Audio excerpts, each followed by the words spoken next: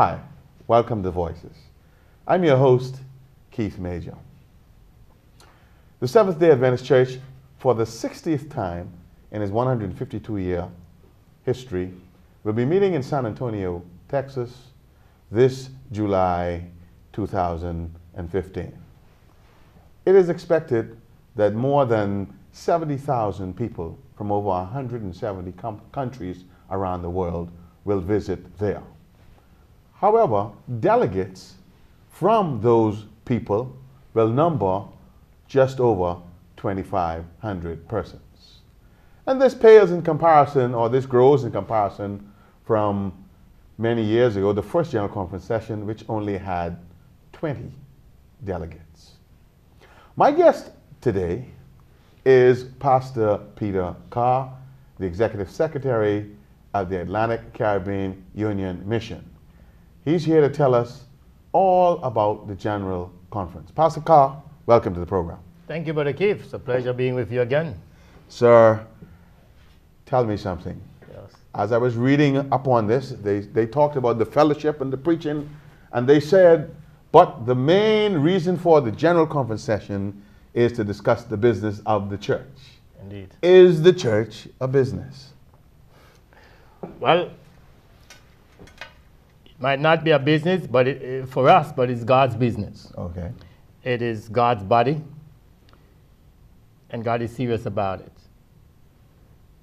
God is in charge of the church, and He has employed us as stewards to help Him manage the affairs of this great body. So it's more than a business, it's a family. Yes. And in the family we do business. Sounds good. And because we have to do some business in the family, Yes. we need to have certain business meetings for the family. This is one of the religious bodies' business meeting for the global community of the Adventist Church. Pastor Kerr, before we go into any much more detail, let's talk a little bit about the General Conference session. As we know, the General Conference is the governing body for the Seventh-day Adventist Church around the world, consisting of 13 divisions, more than 100 unions, many conferences, churches, missions. I think maybe more than 18 million baptized members, and if you add followers, that's probably close to 40 million. You're correct. Correct. Right. So, sir, the church meets once every 5 years. Take it from there. Tell me a little bit about what we should expect at this session in San Antonio. Well, thank you. Like we just said, it's a business meeting for the global community. We do this once in every 5 years. Interestingly enough, when the church, the first conversation began in 1863. Yes. From there up to 1898, we were having General Conference meetings every year. Okay. It used to be annual. From there, it went on to being 2 years, and then 4 years, until about in the 70s, it moved, 1970s, it moved from being 4 year to a 5-year period. Okay. And so this is the 60th meeting of the global community of Adventist believers, like you said, from over 170 countries, 2,860-something delegates. And as a matter of fact, some years ago, I think it was 1995, that the General Conference placed a cap on the number of delegates that could come to the General Conference, because the number was growing based upon the membership of the divisions and unions. Okay. As you know, it is the entities that make up the General Conference is really the unions. Right. And so this General Conference session in San Antonio promises to be a historic one. We meet every 5 years to elect our leaders for the global church. And when you say leaders, you're talking about specifically the directors and officers of the divisions, the 13 divisions, Indeed. And the General Conference itself. The General Conference itself. And committees. And committees. So the General Conference president and vice presidents, executive secretaries, and their associates, and the presidents of the 13 divisions of the World Church. They will be elected there along with the executive committee of the General Conference. And so we expect this to be a very big meeting. Yes. Very significant. There are some matters of policy that will be discussed and voted by the church, both in the working policies of our church and the church manual, which is the manual that guides the operation of the local churches. There are significant adjustments and additions, policies that will be voted by the delegates for the church manual committee. And so we're expecting policy decisions. We're electing the electoral process to go smoothly, but there are also some issues that will emerge that the church has been struggling with for a number of years. And this time, the church is hoping to have the delegates take a vote on some of these things and move forward. Yes. I'm going to come back to those issues. First of all, I want you to kind of explain to us, how does a church of 18 million people or the 70,000 that's going to be visiting there, how does it choose the 25, I think it's 2,556 or something like that, delegates? There are two types of delegates, I think. Can you explain that process a little bit to us? Oh, thank you. Yes, indeed. The General Conference gives a quota to each division of the General Conference. And they also recommend a formula for the selection of these delegates. The the divisions, once they receive that quota, they distribute that quota among the unions of the divisions. Our division, Inter-American Division, of course, is the largest division of the General Conference. The membership, we reached the 4 million members mark this year for our division. That's the Inter-American Division. Inter-American Division. And so we would have gotten, as you can well imagine, the big share of the delegate count.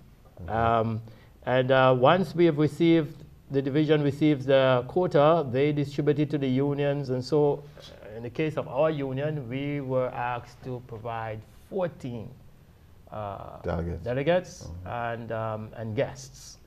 And so they gave us the formula. And here's the formula. We would have recommended 4 administrators, 2 General Conference representatives. These are the members from here who sit on the General Conference Executive Committee.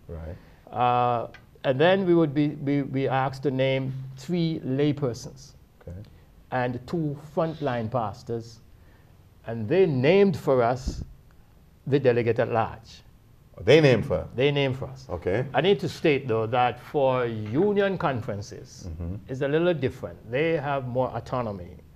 For union missions, the divisions can instruct us as to the formula that we use.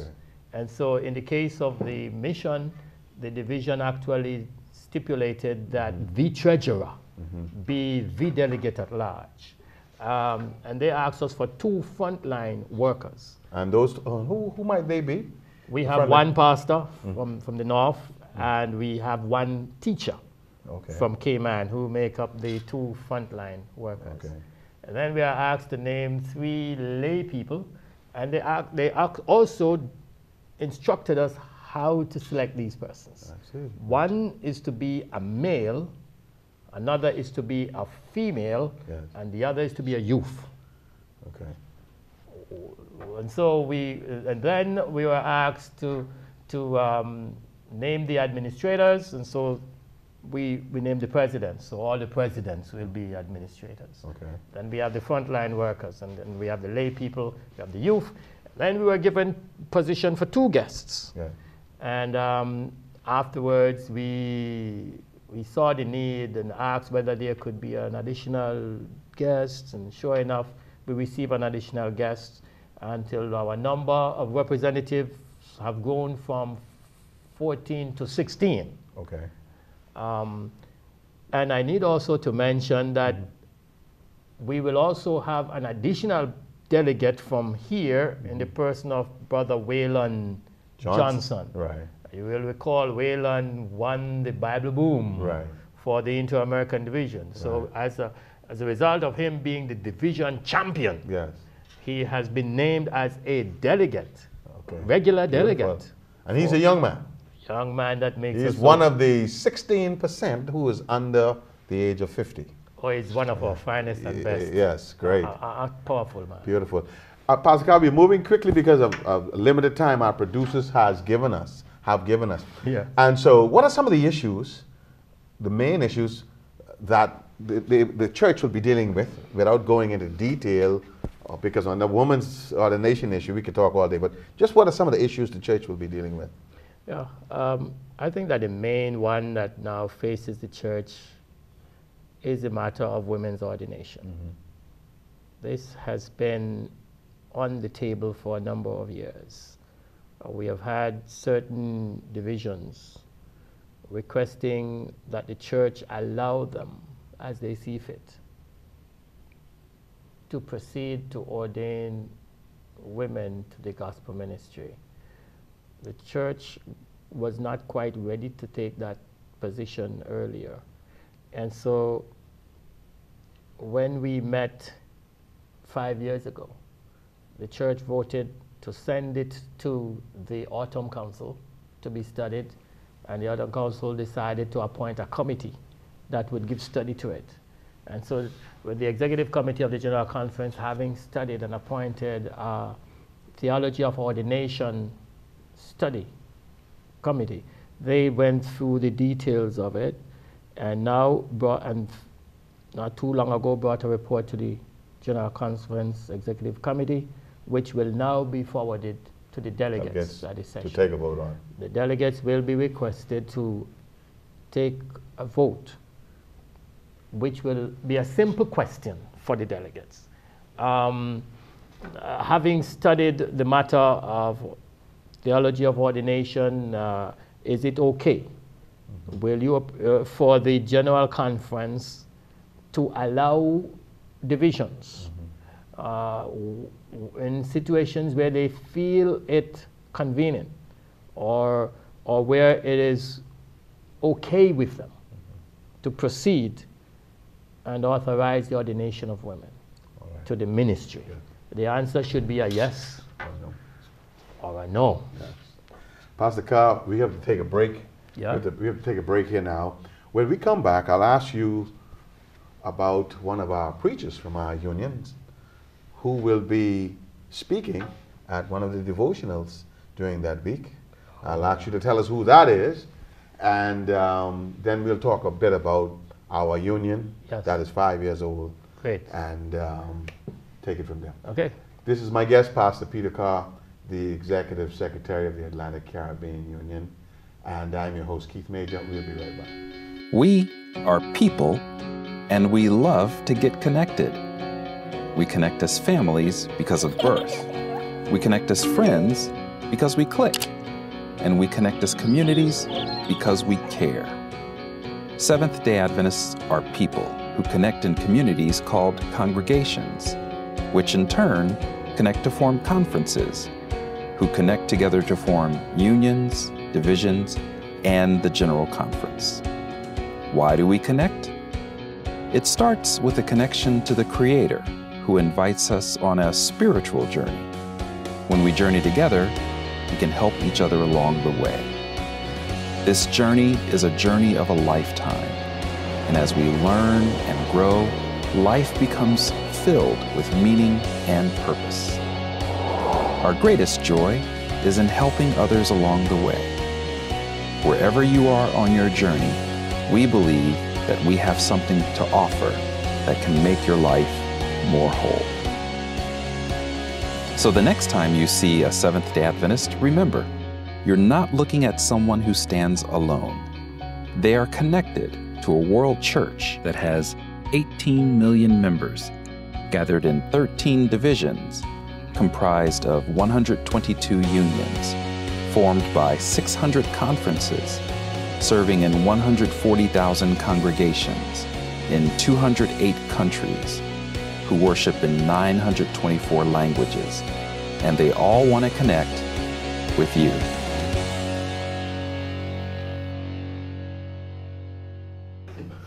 Welcome back. I'm your host, Keith Major, and my guest again, Pastor Peter Kerr, Atlantic Caribbean Union Executive Secretary. And we were discussing the General Conference session upcoming in a very short time here in 2015 in San Antonio, Texas. Before we talk about the selection of this speaker, which to have been chosen from our union of more than 100 unions and only 10 devotions, significant. But paint a little picture to me of the as quickly as you can of the 10 days of GC. Is it just business? What else happens at these events? Oh no, Keith. General Conference session is big fun. Yes. It's fun for the church. It's a moment of excitement. It's a time of fellowship and integration with our brothers and sisters from across the world. It's beautiful to see our brethren in their national costumes and to be in the exhibition booth and to see some of the products and resources that the church has. Some of them we know very little about. Yes. But to see the institutions setting up their booths and to see the various commercial items that are there on exhibition. I heard it's 100,000 square foot booth, 600 booths. Indeed. Of which the Inter-American Division has 90. 90 square feet. So 90 booths. 90 booths, yes. So you're going to be seeing a wonderful display of our church in the booth. And as you walk through the booth, you get an opportunity to stop and meet people, and you get to talk to some of the folks who operate some of our institutions, ADJA.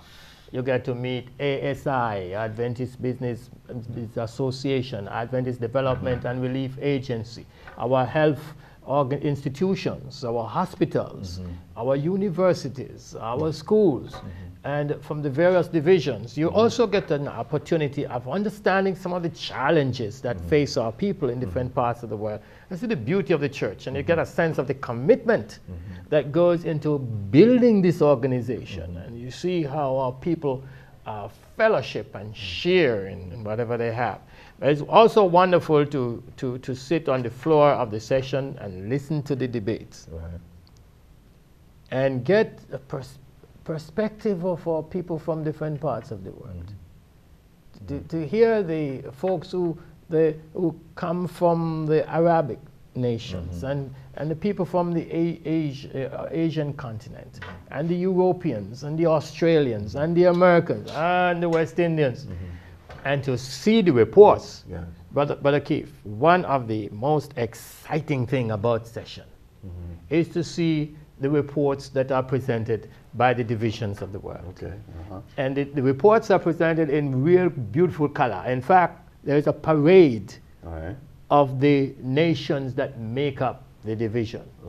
In our division, for example, we will be presenting our report on the 6th of July. And we are asked, each field, each union is asked to have 5 representatives march with the division president. And so in our field, we'll have our union president and his wife, and then we'll be having each of the countries. I mean, we're having some of our presidents mark, but we'll be having representatives. They'll be dressed in the national costumes that make up the different countries of our union. And then there's going to be singing, lots of singing, huh? Rich music. Instrumental music, vocal music, poetry, and preaching. The preaching of the word. There is a very strong emphasis that is placed on preaching the word. And of course, at the session, you'll have a lot of food. You'll be meeting friends from way back when. I am always excited when I go to general conference session and see a fellow that I met last time in high school, and people from all over the world that you have not seen in a long, long time, to meet them at the general conference session and to know that they are still in the faith and together we are marching to Zion. Yes. That is a wonderful story of the session. You feel a taste of heaven as you see the global community converge in one place. All right. And along with that, there will be an opportunity for the youth of our church to witness to the community of San Antonio. Okay. All right. And already, the church sent out invitations to young people who may want to be out in the community in witnessing activities and projects of that kind. And there were so many applications that they had to close off early. Now, I understand. I always watch GC when I'm here, not there. I always wait for the last night to see the Parade of Nations. Yes. But I am told that the Parade of Nations has changed.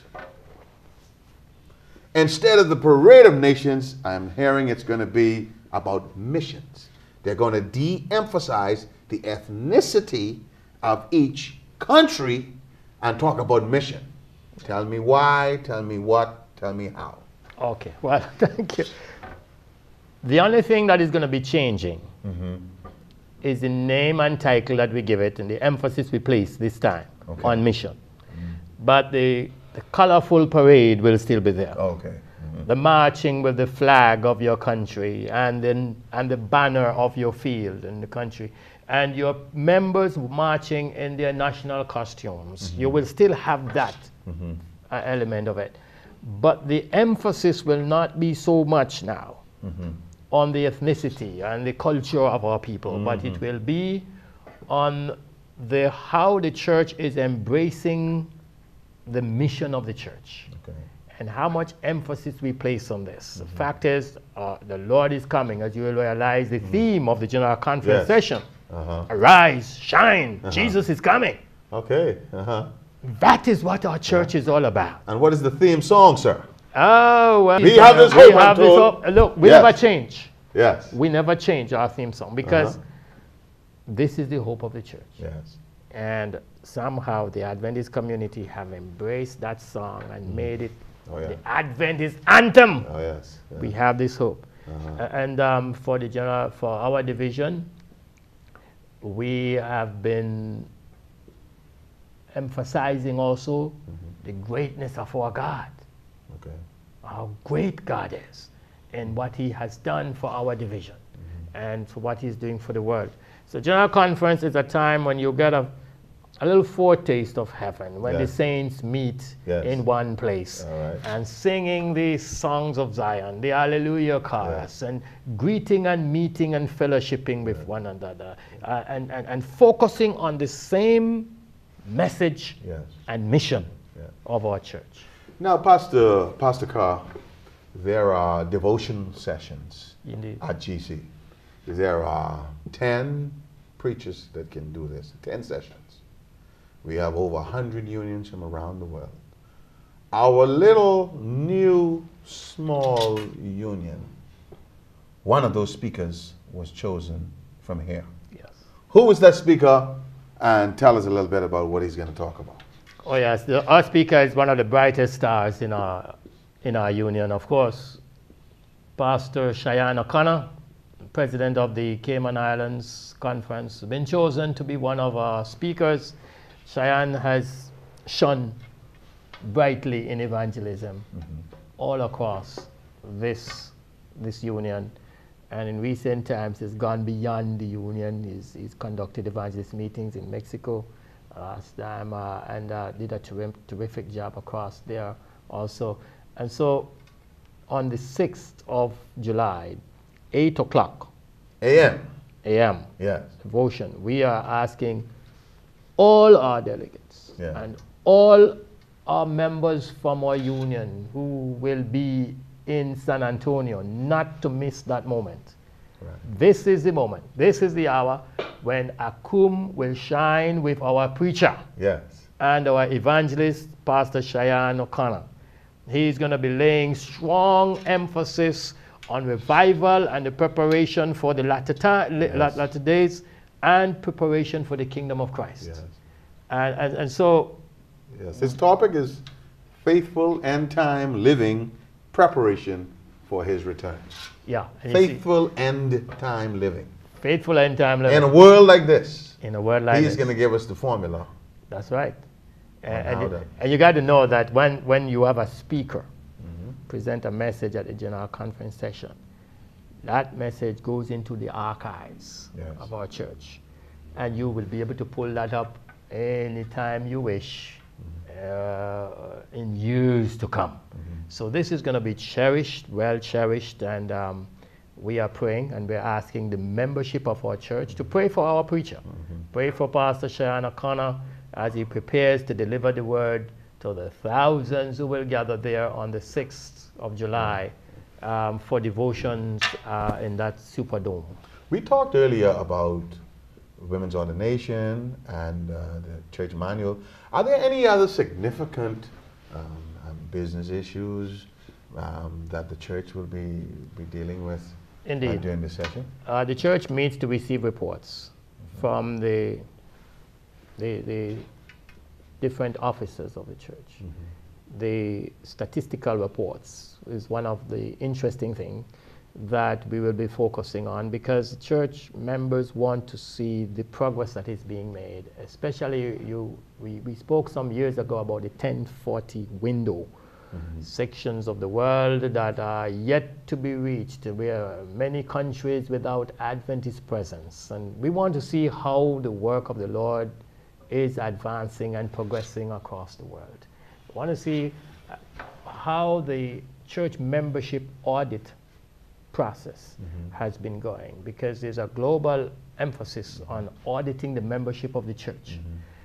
And one of the interesting things we want to see is how this auditing process is affecting the statistics that are emerging now from across the globe. We will also be receiving reports from the Treasury, the financial reports. We'll need to see how the church is managing, how it managed through the difficult period, the recession, and where we are now financially as a global community.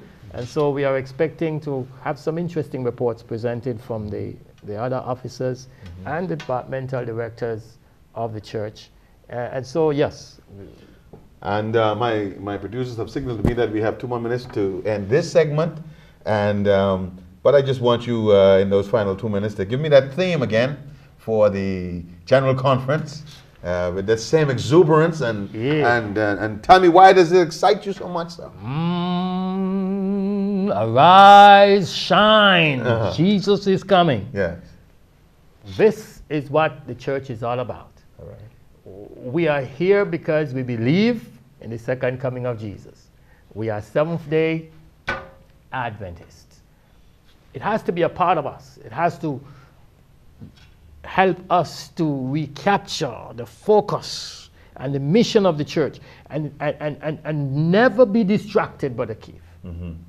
No matter what, and especially as we come up with some of the issues which could divide, we got to keep before us constantly what this church is all about. Okay. And what you and I are here for. Get up, rise, shine, keep looking up, because he's coming. Yes. Yeah? Sounds like you were part of that theme. You may not want to preach. Ladies and gentlemen, we're going to take a break. My exciting guest is Pastor Peter Kerr. When we come back, we're going to talk a little bit about Atlantic Caribbean Union and its short history of almost 5 years, what we have done, what we expect to do. So we'll be right back. Again, my guest, Pastor Peter Kerr, Executive Secretary for Atlantic Caribbean Union. I'm your host, Keith Major. Hi, my friend. I just want to remind you of the power that God has given to you through prayer. Yes, you heard me correctly. There is power in prayer. When I look at the example of all those persons in the Bible, especially the example of Jesus. Jesus, the Bible says, got up early in the morning, a long while before it was day, and he just communed with his Father. He talked to God. And I submit to us that if we want power, we've got to learn how to talk to God as Jesus talked to him. I read something recently that said 7 days without prayer makes 1 week. And that week is W-E-A-K. In other words, we've got to keep on our knees. We've got to pray without ceasing. You want to pray every day. If you've got problems in your life, if you've got troubles and trials and tribulations, hey, I'm encouraging you to pray. I heard you, young person, you said, I tried that before and it didn't work right away. You don't want to ever give up on God. You don't want to stop praying. Praying can also be accomplished and accompanied by something called fasting. So when we pray and we fast, God has a way of lending his ear to his children, hearing our prayer, answering our prayer according to his riches in glory by Christ Jesus. So I just want to let you know, don't you ever give up on God. If you pray, sometimes you may even find yourself praying with your eyes open.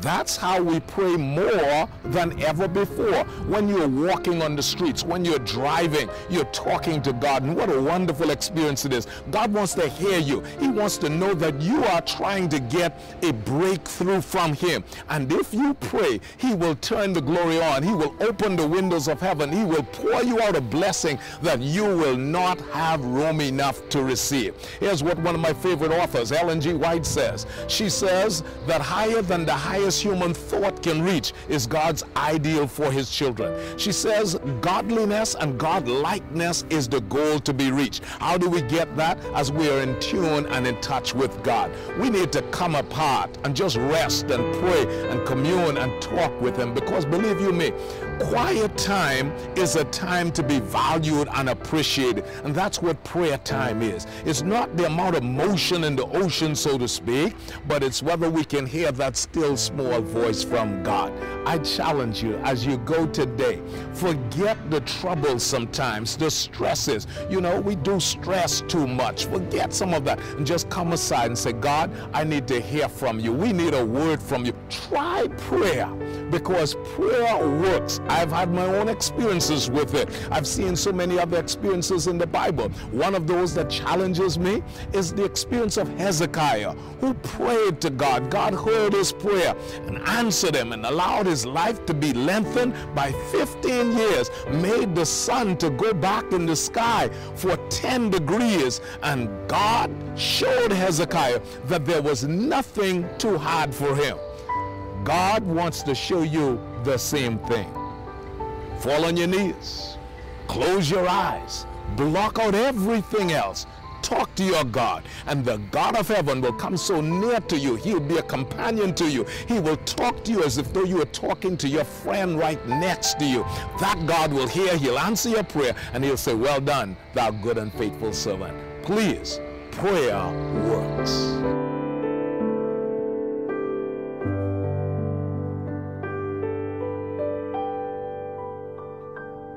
And we're back here talking again about a wide range of issues. I'm here with Pastor Peter Kerr, the Executive Secretary of the Atlantic Caribbean Union. I'm your host, Keith Major, and we're talking about General Conference, and we're about to move into talking a little bit about the Union itself and its history. But before we move totally off of General Conference, Pastor Kerr, you know, not all of us are able to afford to travel to San Antonio. Yeah. But most of us have a television set in our home, a smartphone, a computer. How can those of us who cannot attend enjoy the fullest experience that you have so ably told us about? Oh, thank you. Luckily, the church owns a TV channel. That is found here in our territories? Found right here. All right. Right here in the Bahamas, the Hope Channel. And I think that is an ATV 53. 53, yes. We used to have the VBN on that channel. It's now the Hope channel. And so the Hope channel will be carrying this session activities live for the full duration of the session.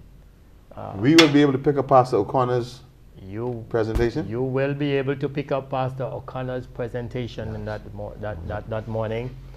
And they will also be able to see some of the interviews that will be taking place. In fact, our president will be interviewed at the booth.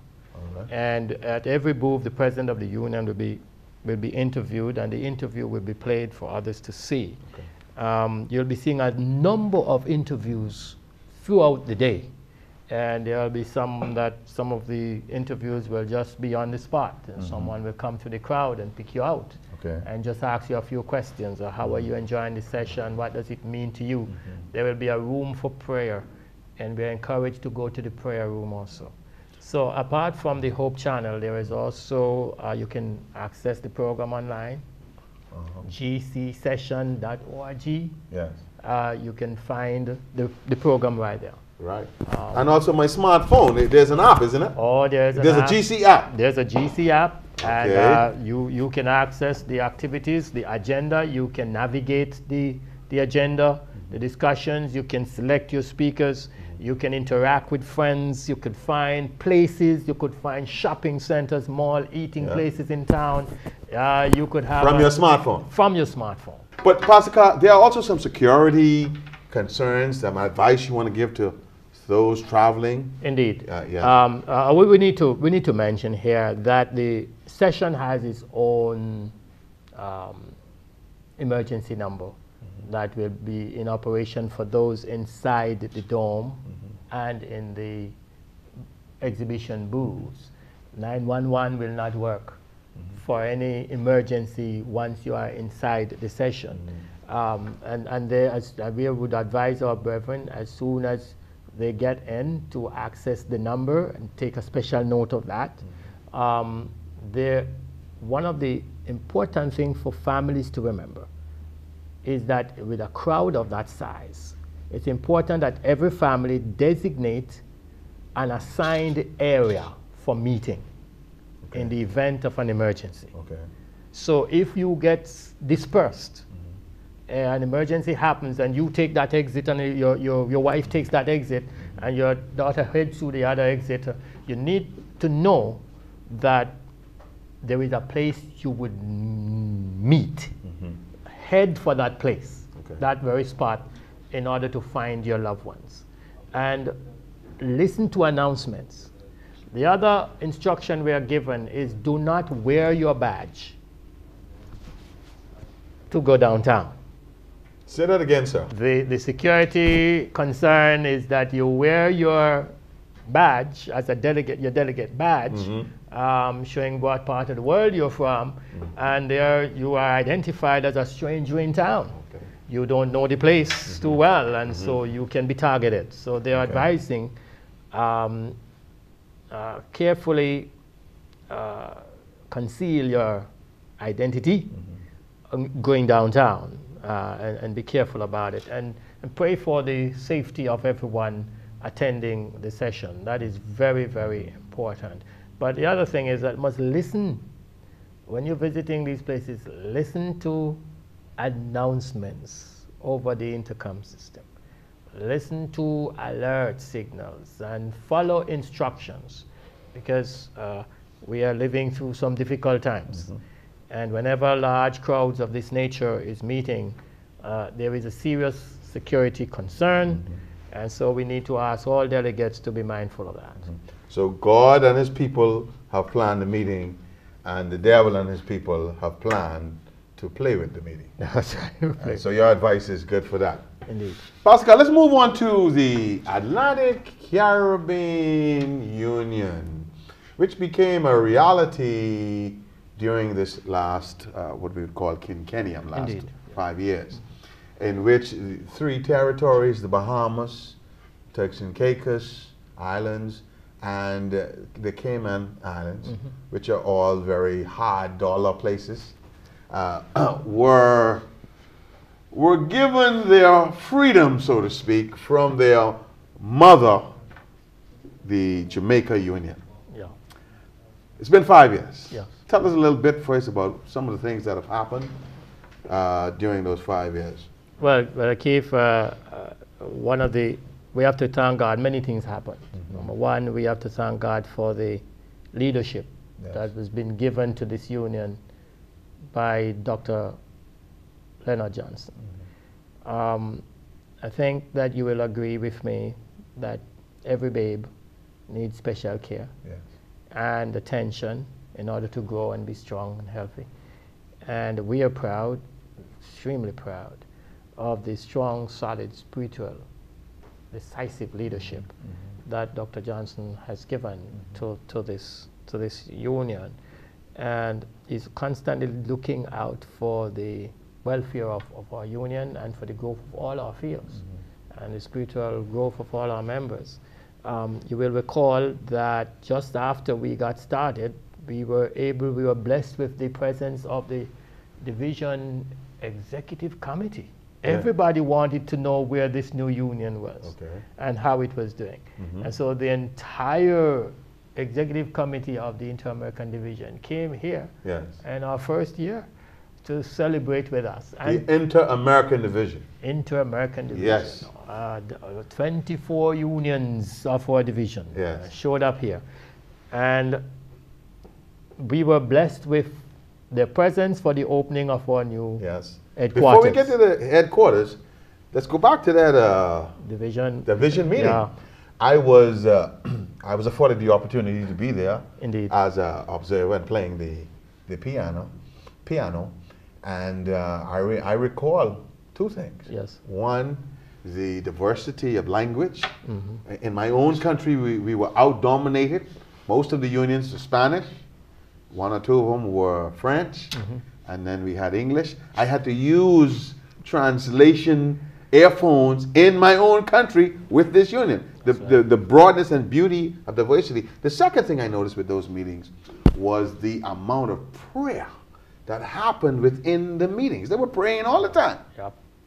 And I've never forgotten that. So go ahead, tell us a bit about our new building. That was interesting that you mentioned the prayer that went up. Our meetings, all our business meetings, are also prayer meetings. We pray seriously about the issues that face us. And you will recall also that this quinquennium, the emphasis of the church has been on revival and reformation. You will recall that the emphasis has been on the word, constant in prayer, revived by his word, and that the world may know, evangelism. So that all these elements have received strong emphasis in the meetings that we had. Thus you would have seen a lot of praying, a strong emphasis on the word, and the emphasis, of course, on evangelism. So we are happy that they could have come here in our first year. I thought that was something. And then think of what happened in that first year.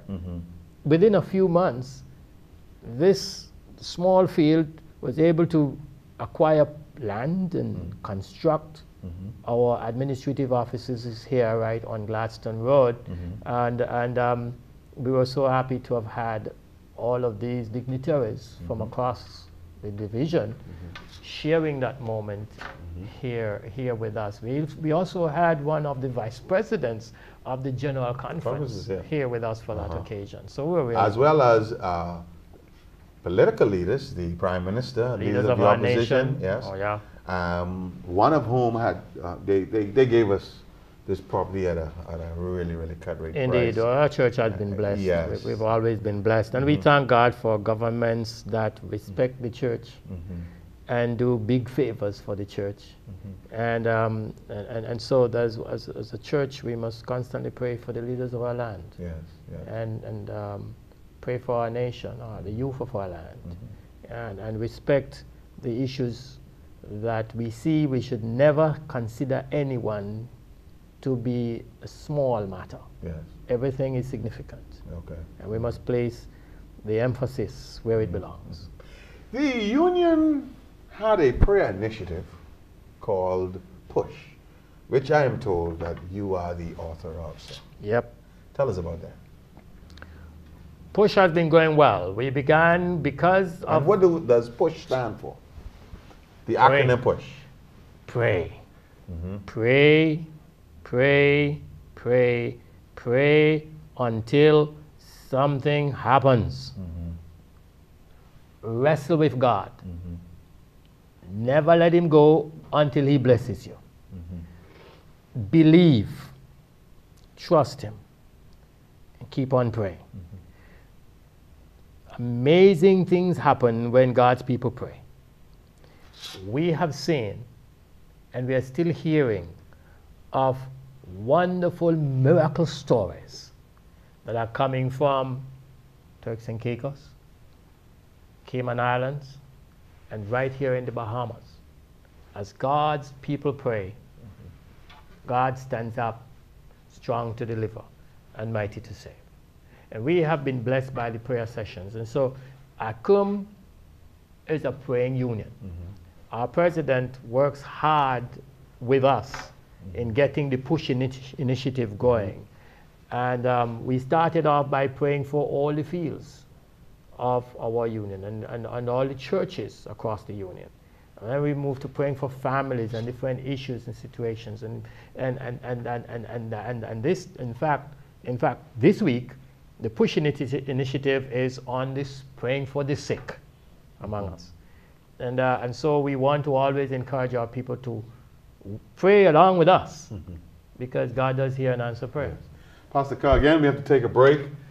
And we are going to take a break. And when we come back, we'll talk a bit about some more of our institutions, education institutions, some other initiatives that the union has taken place. And I also understand that there is a union session that is scheduled.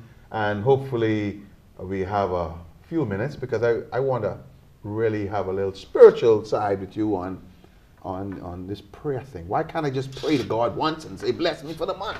Why must I wrestle with God? I need 5 minutes of that, sir. All right. And so we'll be back in a short while. Again, my guest, Pastor Peter Kerr, Executive Secretary of Atlantic Caribbean Union. I'm your host, Keith Major. We are people, and we love to get connected. We connect as families because of birth. We connect as friends because we click. And we connect as communities because we care. Seventh-day Adventists are people who connect in communities called congregations, which in turn connect to form conferences, who connect together to form unions, divisions, and the General Conference. Why do we connect? It starts with a connection to the Creator, who invites us on a spiritual journey. When we journey together, we can help each other along the way. This journey is a journey of a lifetime, and as we learn and grow, life becomes filled with meaning and purpose. Our greatest joy is in helping others along the way. Wherever you are on your journey, we believe that we have something to offer that can make your life more whole. So the next time you see a Seventh-day Adventist, remember, you're not looking at someone who stands alone. They are connected to a world church that has 18 million members, gathered in 13 divisions, comprised of 122 unions, formed by 600 conferences, serving in 140,000 congregations in 208 countries, who worship in 924 languages, and they all want to connect with you.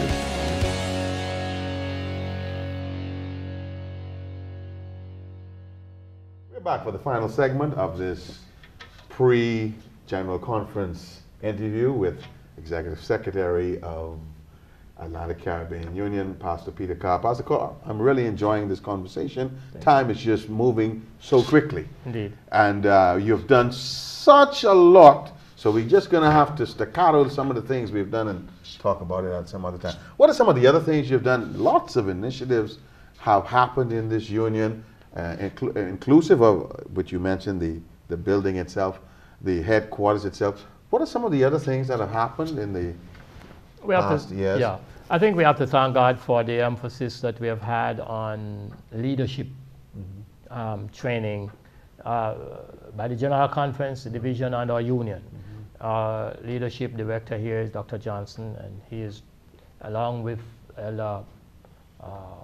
from the General Council, Graham, have done a terrific job on that. But we have also had our ministerial retreat, and we all our pastors and their families enjoyed that. We were really blessed by it with Dr. We had some speakers from the General Conference. Then we had our education, our teachers retreat, also in Miami. That I thought was a tremendous success. We had a lot of the women's ministry department. I thought was very active. Yes. Every year they had something happening. Every year they had something big for the women of this union, and brought in the General Conference director, the division directors, and national leaders, women in leadership showed up to bless us with their presence. And just think of it, we just concluded the first Pathfinder Camporee for our union under the leadership of our youth director, Elder Andrew Bowers. Who's also my producer on this show. So. Oh, he's one of our He's the communications director as well, yes. He wears a number of hats, quite a number of hats. But that was a wonderful success, and I was pleased to see the young people, how they showed up, and they shone brightly around here. We're proud of our young people. Your former area that you governed for 21 years beat all the bigger unions and bigger conferences. Came out in first place, sir. Turks and Caicos. Turks and Caicos Islands. Yes, sir. I hope they will see this show. Turks and Caicos. And hear us talk about how well they perform. But they take these kind of things seriously. Right. Whenever they travel somewhere and they know they're going to be participating, they take this seriously. And of course, all our young people did well.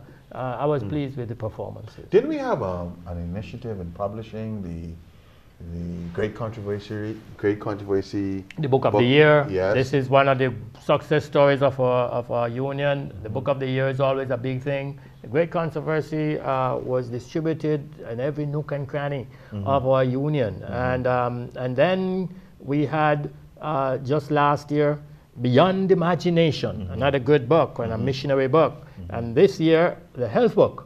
Yes. That we cannot get enough of them. Okay. Folks are still coming to the union asking for more copies. Okay. Trucks have come into this place wanting to load up and go.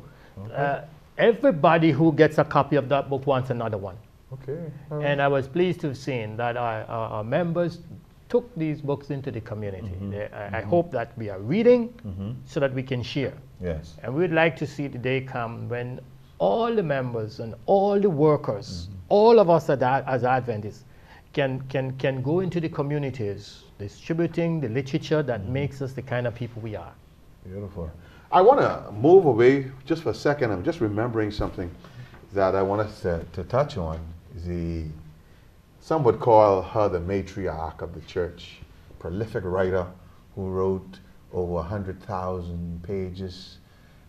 This year is the anniversary of her death, 2015. Yes. She died in 1915. July 6th. July yes, and 5th. right. And I remember vividly having read some of her biographies from her grandson, who was the Secretary of the Estate. I'll never forget when her husband died. Both of them had been in the hospital. Yes. He came out and they buried him at the funeral, and they brought her out in her sick bed. She got up and spoke. Yeah. And they said that when she died, all of the major newspapers of the world ran front page articles on this literary genius to them. But to us, she was an inspiration to the church. Tell us, what does this mean to you, sir? Or what's happening about this? Well, I mean, like you, I thank God for the ministry of LNGY.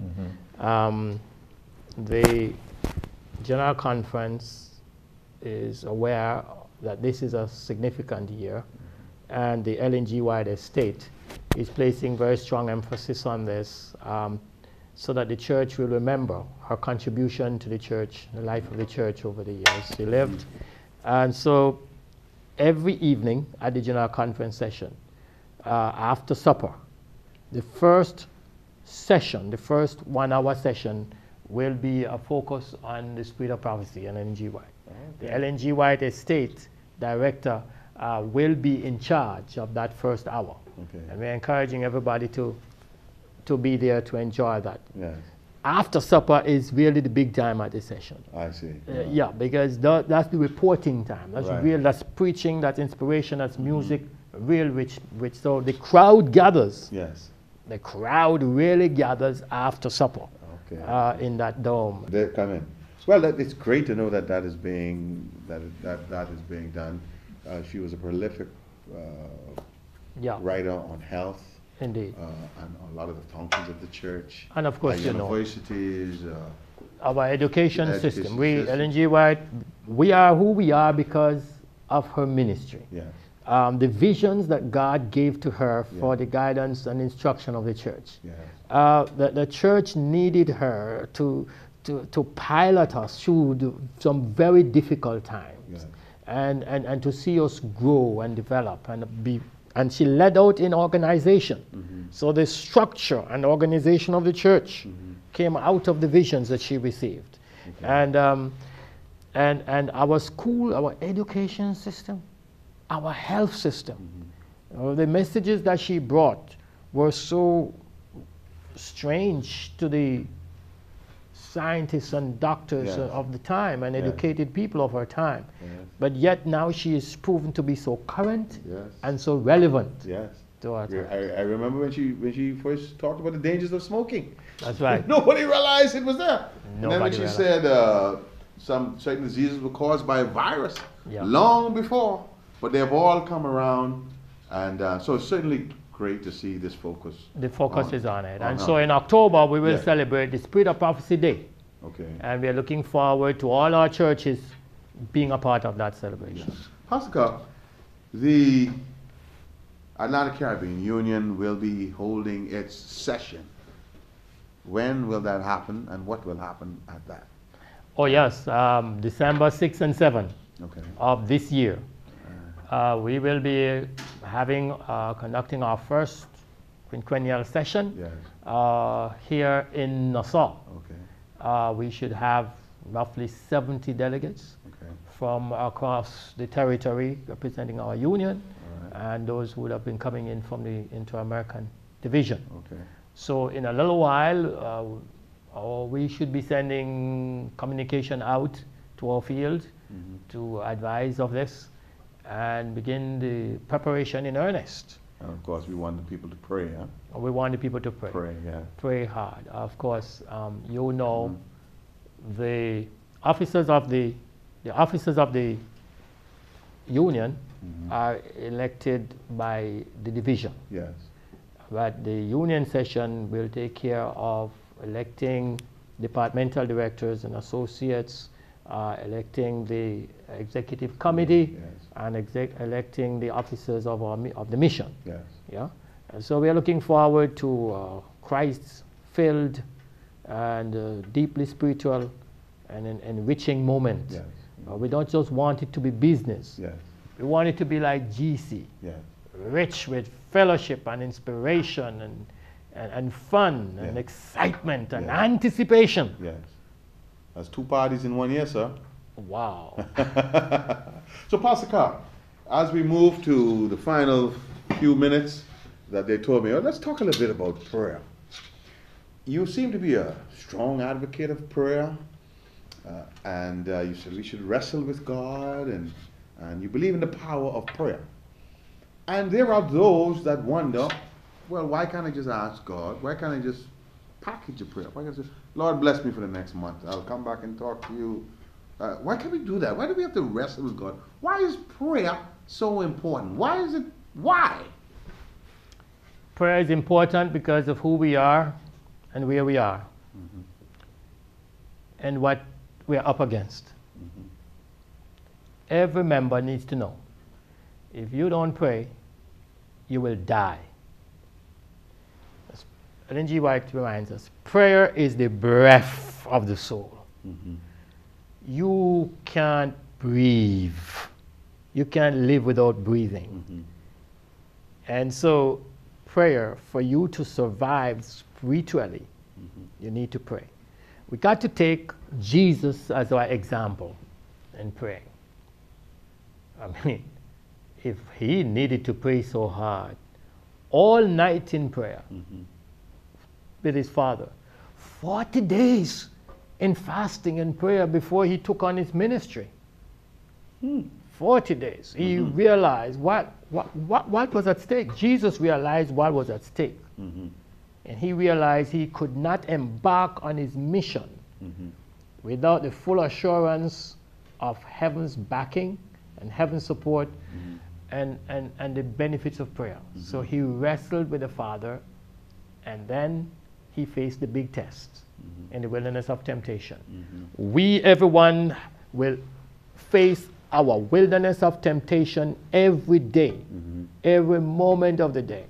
The devil does not ease up, and if we are to find strength, we're going to find it through prayer, wrestling with God, not letting go, because the moment you take your eye off him, you're going down. And prayer is the way of keeping your eye on Jesus, looking full in his wonderful face. Pray without ceasing. Jesus said it too, you know. When Jesus was teaching disciples to pray, he said, and say, give us this day our daily bread. Why didn't he say, give me this year, food enough for the year? Why didn't he say that? He wanted us to recognize our moment by moment, day by day, dependence on him for strength. And so I'm glad you're talking about prayer, because revival comes through prayer, and miracles happen in prayer meeting. The Holy Ghost came when the church was praying. And every time that Ellen G. White received a vision, most of the time she was in a prayer meeting. Big things happen in prayer. I have to end there, Pastor Kerr, because of the technical people. I'd like to go on and on and on and on, but you've given me a lot of it, and I would venture to say, in addition to that, that one of the reasons we have to keep praying is God still leaves us with the power of choice. That's right. That's right. Still two voices. That's right. Right, and he wants to know. He wants us to agree for him. That's right. Call on him. Because the accusers of the brethren will tell him, wait a minute, you're interfering. That's right. That's right. Am I saying that right? You're saying it? He says, you will seek me and find me when you search for me with all your heart. Yes. So the emphasis must be on conducting the search. Yes. And we find him when we're down on our knees. Yes.